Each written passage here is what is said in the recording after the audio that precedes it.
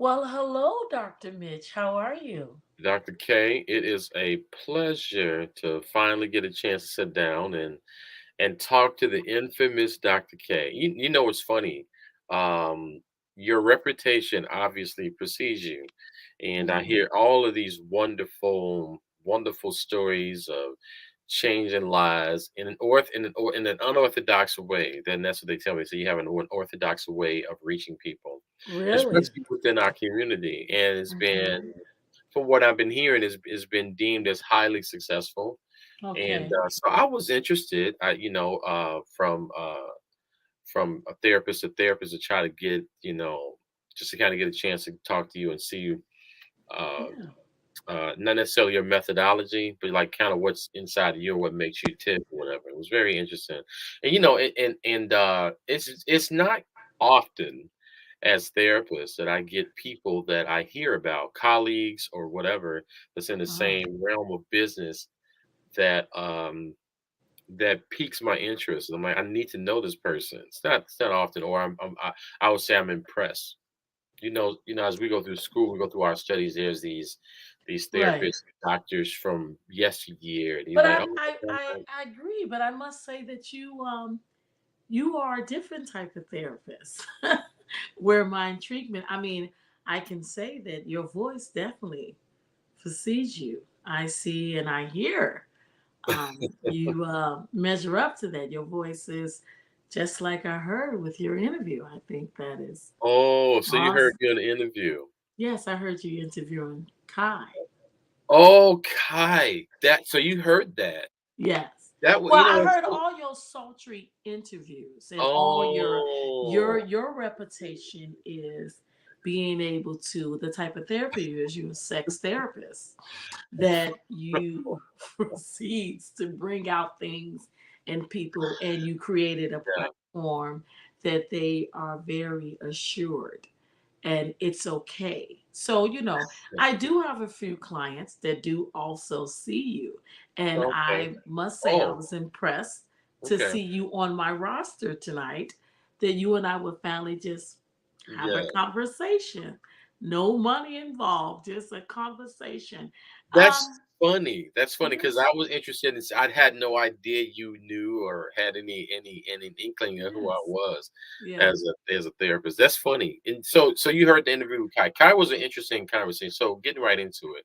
She Mhm. was an interesting case because she's a woman who has a very I would say unique characteristic where I've seen people who are what we would call self-absorbed, but she has a more extreme case of being self-absorbed. She's a person that's so enraptured and engulfed in herself that Uh-huh. it's actually fascinating. Hmm. Those people that they kind of you want to know more, you kind of want to because you can't put a finger on it or you can't necessarily pinpoint, you know. And Yeah, I heard that she's absolutely, she's breathtaking. Yeah. she's amazing. And in a way, she's very captivating, but also Okay. very I fun. could tell by the interview. Yeah, okay. I I mean, even I myself was captivated. That's why I listened. uh I I don't know, just but just listening to you, when I hear somebody now I'm gonna say this, I've been always been a proponent of my African American uh family and colleagues and constituents. Uh Mhm. but definitely I've been a proponent for my African American sisters and women, and Yes. to hear your approach on dealing with our people. You know what's funny? And this is what I'm getting from that. It's like you got this kind of this energy of this aunt or mother-like figure, especially when it comes to black men. And their takeaway or my takeaway is that I got a lashing from my auntie and she gave it to me in the real and the raw. It was seemingly abrasive, but 100% necessary and 1,000% effective. So that was kind of like, damn, to have that kind of Yes. feeling of somebody, because what they're saying is that they felt like you cared about them. Yeah. They Mhm. felt like you cared about them, but it's one of that tough love type of thing, and I think that's very necessary and very needed in our community. So anyway, I'm giving you a lot of flowers about that. So I'm just say the least, I'm I very appreciate it. I appreciate excited it. and to talk to you today. So Yeah, I agree.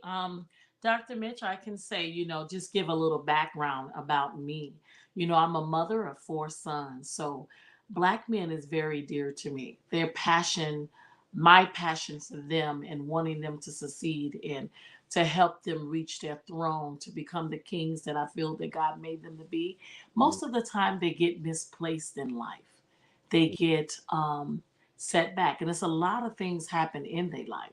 You know what mm, I'm saying? From learning what they want to be from a ball to a football to a, you understand what I'm saying? To like driving, just trying to figure out, going through puberty. Wow, this works and it works like this. And I'm quite sure you have experience and right. talk to men of that caliber.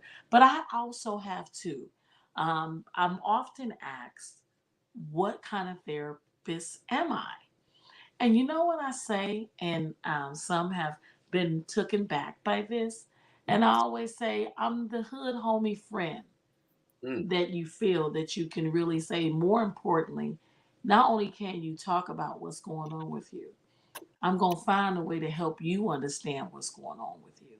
mm, Simply for the fact of that, I don't really feel like not a degree in the world have really truly prepared me for the things that I have endured and seen and been, in a position to actually receive and see through others. mm, My true, I would say, my true best advice and my best given advice to anyone is through my wisdom come from heal pain. That's all wisdom is heal mm, pain. okay. And a lot of times with my brothers, they're going through the healing process. They haven't reached that stage yet. And then they get at a stuck, at a stuck crossroad, Mhm, and they can't. They just be stuck. I'm talking from millennials to baby boomers to middle agers, and I'm quite sure you have. And then I get the women that you know that is stuck of the results from their behavior, mm, or she's taken on a behavior of their own because of the consequences and experiences that they had. So I would say I don't like that the perception that our people, our BP people, don't think that therapy is. It's just something they just don't do. For yeah, the that's ones that, yeah, they just don't do that. and to give you a little background on me, I'm kind of a little similar, but in a direction facing toward the empowerment of women. I kind of let them understand that they are basically on equal footing. So I have a theory that I don't necessarily, it's not from my education, but it's a theory that I feel, and it guides me. And I don't necessarily push this theory on other people, but it helps guide me and put me in the right perspective. I believe that, and this is just me talking to you and I, it's Uh not huh. outside of here, but I believe that the Bible says the last shall be first, and the first shall be last, and the last shall be first. I think that the world has been in a topsy-turvy situation where people who are dominant have been made to feel like they were subservient, like with black and white culture, just speaking in that regard. If you think about it, I think as you know that the dominant genes, I mean African are the original humans. African gene, the darker the chocolate, the berry, the sweeter the juice, the more dominant that gene is. That's the dominant natural origin of race, just Mm as it is when it comes to women and men. I hmm. think Mm there's a theory where men think that they are the superior or dominant species or sex, which is furthest from the truth. If you think about it, two X chromosomes makes a woman. Those are dominant genes. But the Y hmm. chromosome makes that little Y makes the male. And if you think about it, the person that brings life, their first human was a black woman. Mm hmm. I believe that women are the gods and the queens and the powerful beings of this earth. I believe men are powerful, which is why we got this certain strength, but we're made to complete certain tasks. So this man is a firefighter. This man is a soldier. This guy is a Mm-hmm. pilot. Where the woman is all of them. Mm-hmm. They can, and they may not have the brute strength to go out and do it, but they're not made to be soldiers. They're made to be the thinkers.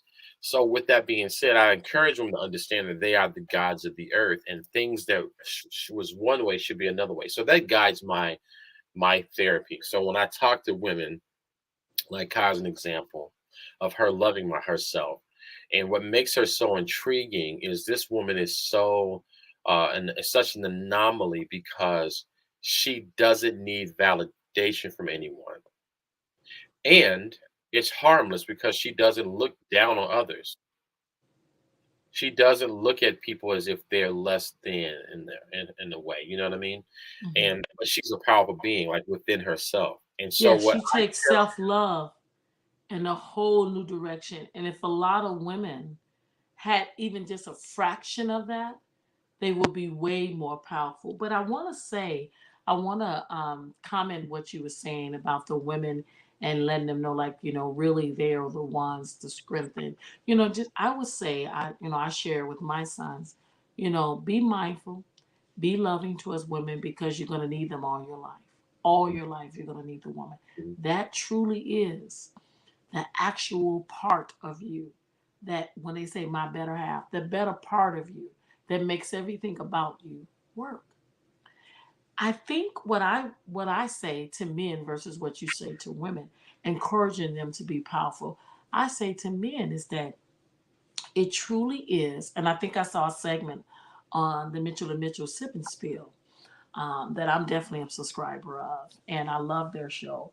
I think I saw a segment of them saying, finding the right mate, which is no guarantees because the right mate, you can feel like you found them. You could have met the replica. You could have even put a ring on it, married it, and then found out years later that ain't it. Or because you change, and that don't be it either. So that's a task in itself. But while you on that journey and you're looking, God has made a way. I really believe, Dr. Mitch, this is my belief as you have yours, is that He's made a way to put little niches together. And you start to grow in ways that you never knew that you could. You start to see yourself as well as yourself in others and others in you, what they really bring to your life, like how your life really flourished with them, being in it. All of us cannot imagine. A very, very good dear friend of mine who I love dearly um, lost his mom. And you probably have seen him. Is Ed. He's on the Mitchell&Mitchell show.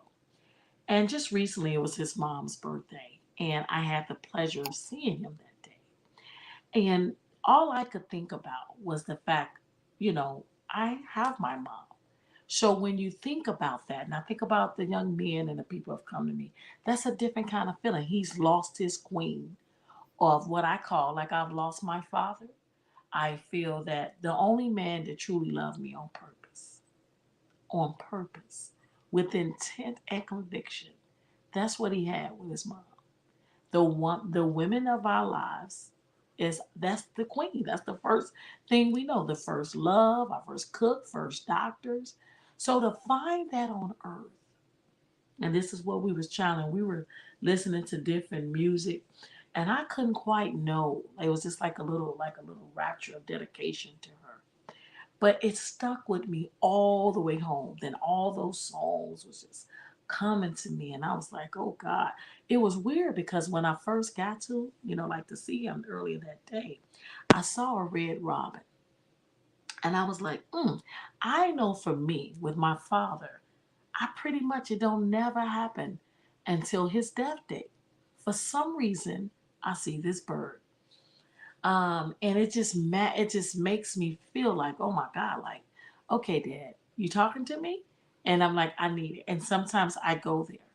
I go there because with him it's no question. Just like you said with Kai, there's no validation. That's a very powerful place to be in when you don't need validation. When you're able to admit you're wrong, your fault, own it, accept all the consequences from it, and then say, I'm gonna use that and grow from it and not try to change it, not try to say make the person see it differently. I'm just gonna stand there. I'm Mm. gonna take it. I'm gonna deal with it. I'm gonna ask forgiveness, and I'm gonna grow from it. Right. That's a very powerful person because that's the way I feel that God wants us to be. That's in His image. So it's when I think about when I'm talking to guys and I'm sharing with them about they in the streets, they doing drugs, they selling drugs, they running from, they going from this woman to that woman. You know, I just had a meeting the other day with one of my clients, and he came full circle. A young lady that he had been on and off with. He has pretty much, they the young ones they say the main. So he put it down and said that's his main girl now, and he, got a baby in her and a couple of more they didn't had. But he was one of those guys. He's out there, you know what I'm saying? Like he out there, and he like, this is what I want to do, and I thank you, Dr. K. I think it was big, a very, what I like to call him, a intelligent thug that will come and sit and talk and say, this was wrong with me. But this is where I feel like a lot of people, and I'm going to talk like them for a second, is sleep on. A lot of these young thugs that they call thugs are the most smartest young men ever. Mm. They are very smart, Okay. very smart. And you look at them from the sagging of their plants for the way that they look and look like they just dirty, you know what I mean? But they mindset, the lyrics that they can say and speak, it make you go, So they're not dumb. So when they talk to me, that's why I be like, mm-mm. I mean, I had to talk to him and go at a level. And that's what you're probably hearing in them streets is that Dr. K don't play and she will definitely go hood on you. I think he questioned, was I degreed up for a minute? Like, what? I'm like, what you thought this was going to be? Mm. So I say this a lot because it's so true. So I'm trying to dismantle this when everybody don't think that they should. But you really got to meet people where they at. And it don't matter where age they is. You have to meet them where they at because that's how they're understood. Where do you side when you're meeting and you got a client and you're maybe your first encounter? Where are you finding that point? That point where you see where they are to be met. How long within your sessions? Is it right away? Is it halfway through? Is it a few sessions in that you realize that this is a meeting place for this person? Uh, I think you ask. I don't know about you, but I think you ask um, one question. The way I feel, I ask one question. The question that they have pretty much avoided, or they don't even think about it because they be too busy being interchanged in what they talking about, which is a certain occurrence or mhm, an encounter. But mhm, instead of talking about that, I just simply say, how do you feel? Not that person, not what you did to that person, but how do you feel? mhm, Where are you? And I bring them there. And then that's where I can meet them. Because I always say this, and it's so true as well. On the surface of all that, I don't give a damn, I don't care, all that, if you remove all that, I like to say fuckery, mhm. then at the bottom of that That's is where nothing but love. You there see you what I'm go. saying? There you So go. I pull all the layers and I get right to it. And I think that is the basis of me having any clients. Because if I they go No, ahead. I love that. I'm listening. Go ahead. I love that. I just I was trying to figure out because I'm like I'm getting so and important the importance of me making sure I reach out and talk to you and develop some sort of a rapport with you is the hearing about your again your illustrious career and all of the different things you're being celebrated for. And it's funny because I'm getting a different persona. The persona I got was very um I would say hardcore approach, but Yeah. it's something different. I see you do as you need or as Yes. necessary. But what Yes. I'm And every getting client is different. Yes. I'm getting something different than, but it makes sense based off of I wanted for myself. I wanted to experience and see who this infamous Dr. K was and what she was about. And yes, it's something I had an idea, but uh, Yeah, it's actually been pleasurable to talk to you. I really do appreciate getting to know and getting to experience and talk to you and getting a feel for what everybody is up in arms about this Yeah, infamous but date. I would like to know, out of all things, of all the different fields, what made you go into be a sex therapist? Well, it's to me, there's different forms of it. Sex therapy, you have sex therapists that really go into the aspects of the actual act of sex therapy. My Mhm. part is more so the mental and emotional aspect of it. Okay. And really, in my study with Kai, is more of understanding and loving yourself Hmm. and being able to be your full, true self and being able to express that and allowing a person, and I'm gonna use your phrase, to meet you where they are or meet you where you are, and allowing them. So you guys are allowing each other to be these uninhibited people, right? You know Hmm. who you are with with that with being uninhibited, and then expressing that, and then but expressing that to the person that can receive it. So finding that person or those people Hmm. or whatever your dynamic, because it goes into so many different levels when it comes to people that are swinging who are more promiscuous than others, or people Hmm. who are more confined and refined than others, or people who are more free or reserved, whatever. Hmm. So it gets into all these different nuances of fetishes and monogamy and non-monogamy I mean, or because all. I hear you are very well and very thorough, and you provide that freedom. A lot of people are scared to talk about their needs and It's wants. really it's almost like it's like going in and unlocking the safe. Yeah. As therapists, that's what we do. We unlock those hidden things that are deep, very deep within their subconscious. And there are Right. things and traumas and stuff like that. So basically, after they gotten past certain traumas or whatever, and they're able to, I try to help them to elevate or basically try to extrapolate that from them so they can go to the next level and be free and live in it and be happy in it and confident in it, building that confidence up. So it's basically like that. It's really like once you get to that point where you feel like you're free and you're accepting of your body and and how you look Right. and how Right. you Right. feel, then you can celebrate yourself. And then people, you ever notice that the people that are like the party starters, they're like self-starters, they're self-celebratory, and people want to know, like, oh my God, it's almost like us as black people, and Right. so you just start running past us. We Right. just take out running too, right?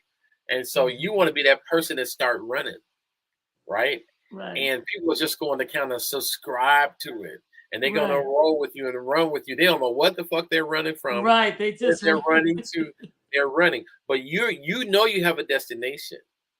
So I'm letting them be free to run. And the people that's gonna Right. roll, they're gonna run with you and they're gonna get to this place of bliss, this island of enchantment, right? And then they're able to express themselves. And those people meet you, as you would say, where you are. So it was one of those things. So it's not, I don't get too much into the real physical aspect of it. It's Right. more the emotional, the allowance of it. One of the things when I get to women is the liberation, the sexual liberation of women.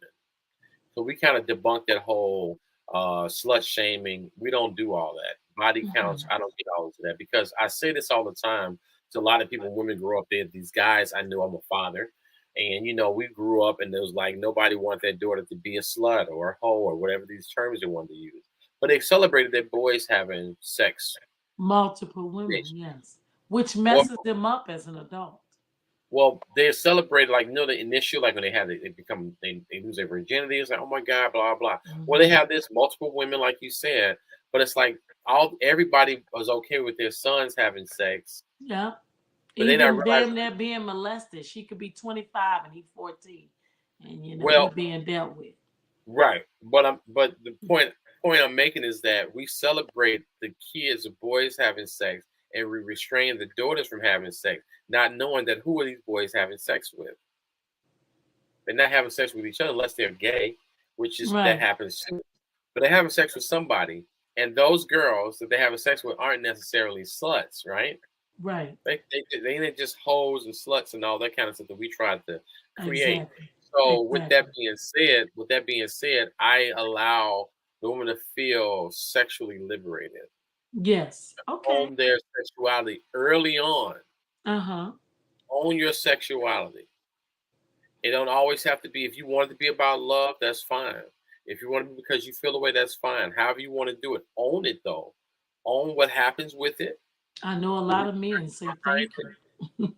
So, well, yeah, it's just you own yourself. Well, no, they say thank you, but no, but then again, they no men. That's the problem. Men don't want women who have high body counts, right? Think about it. Men don't want a woman who has been very sexually active. They want their woman, that they want to be as their woman, to like not been touched by nobody, but they can fuck everybody. And so I have what I do is I talk to my women and make them understand that it's okay to love on Mhm. yourself. You don't have to, and I'm not Mhm. saying to give up yourself away. I'm not telling you, I'm not encouraging anything. I'm just saying that could celebrate yourself and what you want. And don't feel bad about the decisions because nobody else is. And if you're a woman, you're a woman. Somebody you own your sexuality. So that's part of what I kind of hone in on that part of it. So but anyway, Dr. K, I don't want to hold you any longer, but it was wonderful It talking to was. you. And like I say, it was a pleasure. And I want to say I'm pleasantly surprised. I was Mhm. expecting a little bit more, a little bit of that edgy thing, but it was very, very welcoming and very warm, and it had a little edge to it, and it I was mean, unless you need to be where you need to get a full session about something, then no, we're just talking as two colleagues. there I we am go. not, in any, and then, like I said, I go with the client that I get. Right, exactly. I appreciate it. So Hmm. listen, let's do this again. Sure. Let's connect again. And I do have a couple clients I want to refer you to. Actually, I want to refer you to Kai. I would love for you to have a conversation with Kai, maybe on uh, another. I don't I know. do want to tell you though, I know a client that want to talk to you. Okay. Um, she's actually a family member that I can't therapize in any kind of capacity. And her name is K. Devereaux. Mm, K. Devereaux is a Kai mixed with um, a little, you know, pizzazz, as you want to say. okay. She's beyond full of herself. Um, Okay. her confidence is beyond. It's Mm, like everything in it. I mean, I think it's amazing. But if Kai and her, oh my God, that's a mm. very powerful woman. Is she teetering on on the side of condescension, maybe, or is she one of those people? Because I some people think are like haughty and like condescending, like, yeah, you're, I'm here, you're there. Is she one of those type of people? she can be. Okay. The reason why I suggested that she talked to you, I would say, Mm, is simply for the wrestling that she's going through without having a man in her life. okay. And the Um, woman of her caliber, most men fear. I get it. I understand. I know exactly who that is. I get that. I get those women all the time. Those are the Yeah, ones. That's the one. That's one of my specialties. Yes, yeah. So I and think you and I should talk love to her. them. I love Yeah. them. I love them because there's this little kid inside of them that needs to be freed. Oh, That's all it is. well, listen, I give you your props, your flowers, all that. I think you're doing a wonderful job. Thank I'm you. hearing a lot as well. Thank you. And, I would love to be able to collab, on sometimes we might have different patients that come to us for different reasons. But I look forward to talking to you again, Dr. Mitch. It was the pleasure was all mine, and let's not Oh, make it a long time before we see one another again. Okay. sure, sure. Talk to you soon. Now All you right, stay you take care. wonderful, awesome. Okay. Great Okay.